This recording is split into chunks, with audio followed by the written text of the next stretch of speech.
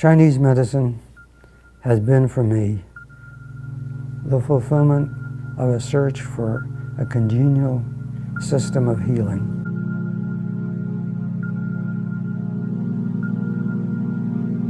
It is a personal, subtle, gentle, yet highly technical medical system which allows me to be close to the essence, to the life force, both of my own and that of others. It's a masterpiece of harmony, intricacy, and movement, which never ceases to engage me, never ceases to fascinate me and intrigue me.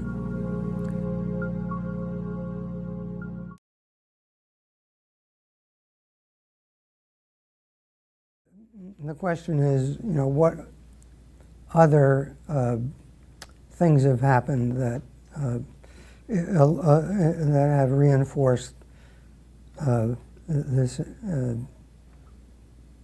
impression that I have that we're being drowned in toxins of all sorts and dying slowly from it, some faster than others. And what I discovered again from patients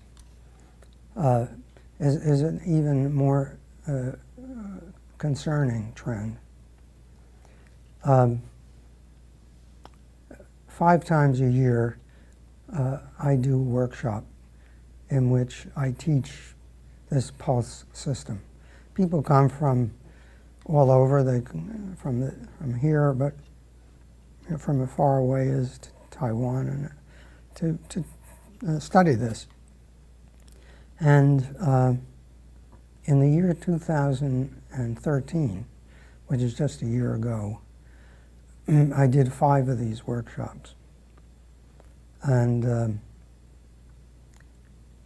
what really began to concern me is that whereas each person came with a different complaint, that is, the condition that brought them to see a physician was different, their pulses began to look all exactly the same.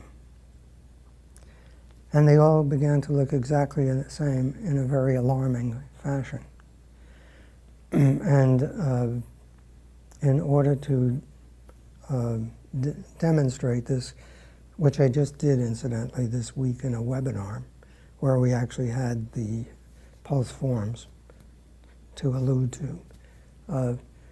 But quickly, in a very gross sort of way, we're describing in these forms what we feel with our fingers that relate to the upper part of our body, heart and lungs, the middle part, our liver, stomach, pancreas, and then the lower part, basically the kidneys, the bladder. And what was taking place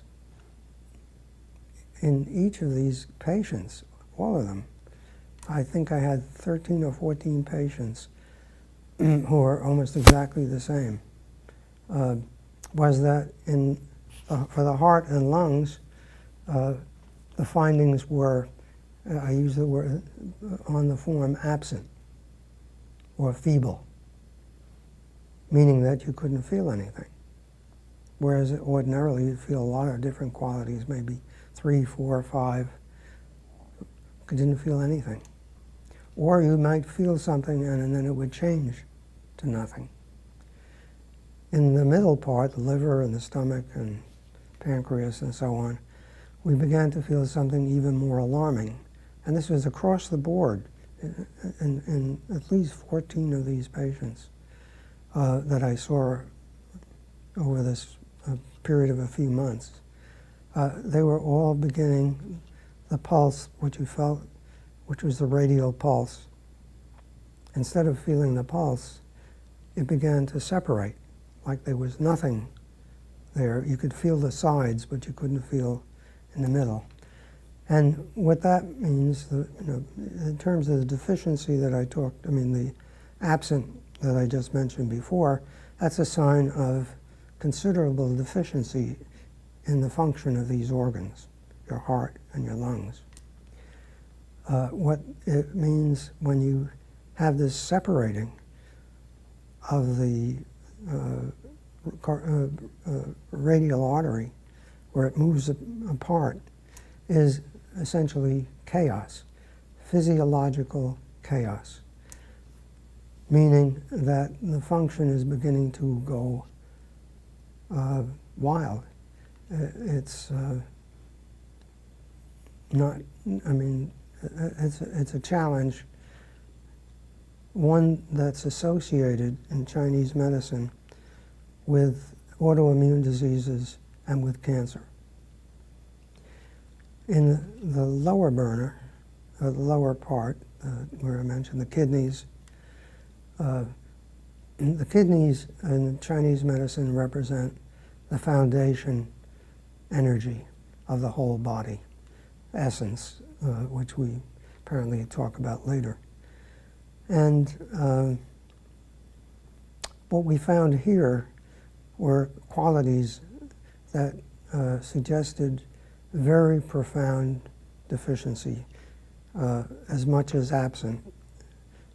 Sometimes, and the pulses were either deep or feeble or absent, and sometimes even the same quality that we found in the middle with the liver and the stomach, this separating quality, chaos. So essentially what we found is that even though each of these people came with a different complaint, they were not the same people, they were not the same bodies or minds. They were all showing something that was happening to them that was exactly the same. And so the question came up after this period passed, and I looked at these things, and what I realized is that that the illness of our time is essentially cultural. The entire culture is becoming ill in exactly the same way, and it must be for exactly the same reason, because it is carbon copies. So we're all beginning to be the same, at least in terms of pathology, in terms of illness. And together with these other findings, together with what I mentioned about the radiation in terms of cell phones and so on, and all the other toxicity, it became pretty clear to me that basically the entire human race is being poisoned. Now that may sound far-fetched, but the evidence is there. It's so clear, and this year I did fewer because I'm older. Workshops I did 3, and the same thing occurred. And some of these people, the average age of all these people was 39 years old. But I have a bunch of them, 5 or 6, who were in their early 20s and hadn't quite gotten to that point, but were very close to it. So this has been something that's occurred to me that has been ground shaking. I'm living and encountering something that's happening that people warn about. They're saying that the world is being drowned in toxins, but nobody is interested in hearing about it. And apparently, from what I can see, and it's hard for me to say how fast this is going to develop and what ways it's going to develop, but it's very clear that it's occurring rapidly, and people are sick, and they don't even know it yet, perhaps.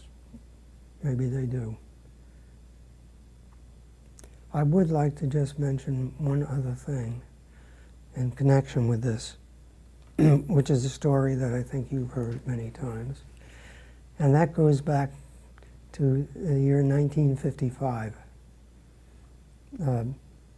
I went to a scientific high school, and these were people who had taken an exam.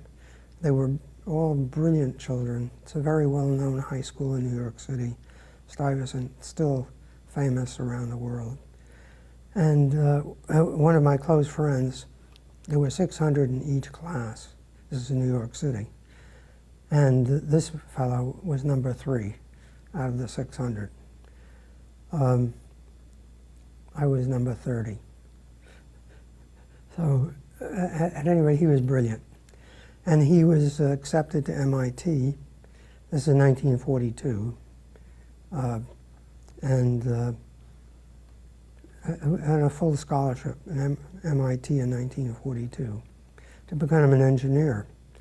But the war came along, and oddly enough, he and I did the same thing during the war. We were both navigators in the same plane. He was in Italy and I was in England.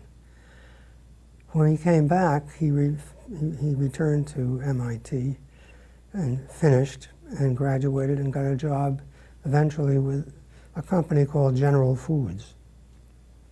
They had a problem. They had been making coffee in bags and had been leaking for 100 years, and they could never solve the problem. With all the engineering that was, including the American Can Company, that they had at their fingertips to help them. And he solved the problem for them. He did it at night at home, and he solved this 100-year-old problem. And so they immediately gave him a very advanced position. He was the head of a whole factory. But he wasn't very good at getting along with people, so he didn't last long. They brought him back to their headquarters in White Plains, New York, from which he called me, as he had been in Florida. And he said he would like to see me. I hadn't seen him for a while. And by this time, I was already a physician. So we got together, and I said, well, John, what are you doing? By this time, he had a family. And he said, well, I've got a job with General Foods. They brought me back here. He said, so I said, well, what kind of a job? And he said, well, they put me in charge of planning the entire future of General Foods. Where they're going to have their factories, what they're going to make in their factories, how they're going to make it. He said, I'm in charge of that. So, well, it's quite a job. I could, you know. He said, yeah, he said, and they're sending me to some place where I'm going to be studying something. It's called a computer. I said, oh, I never heard of that before. But I said, that's all you're going to be doing? And he said, well, no, he said, Lee, which was my name in those days, he said, I'll tell you what I'm really going to be doing.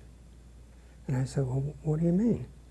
He said, I've been told to create foods